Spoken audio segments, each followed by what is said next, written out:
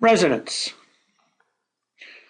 Resonance is the name we use to signify that a single Lewis structure cannot accurately describe a given molecule. Let's look a little more closely at one particular molecule, ozone, O3. The Lewis dot structure we would draw has a single bond to one of the end oxygen atoms, in this drawing, the left one, and a double bond to the other, in this case, the right one. This suggests that one bond is shorter than the other, so that we have an unbalanced structure where two of the oxygen atoms are closer together. The formal charges are also shown and suggest that one end of the molecule is more negative than the other end, while the central oxygen atom is positive. But this does not correspond to the measured properties of the ozone molecule, which has both bonds of the same length and a slightly negative charge evenly distributed on both ends of the molecule.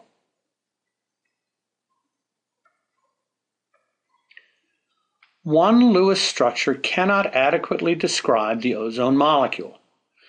Neither the structure with the double bond to the right, nor the one with the double bond to the left.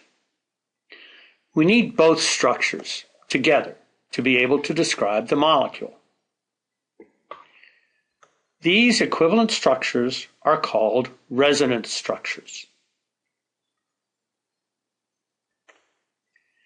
In the same way that mixing the colors blue and yellow gives the color green, something different from either color, we can think of the actual structure as a combination of the resonance structures, with bonding that is the average of the structures. So in ozone, each oxygen-oxygen bond can be thought of as a bond and a half, rather than as one being a single bond and one being a double bond.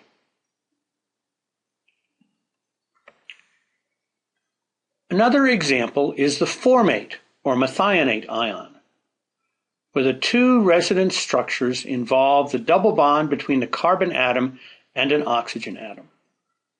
The electrons are not switching back and forth between the positions, but are actually spread out evenly among the three atoms, the carbon and the two oxygens.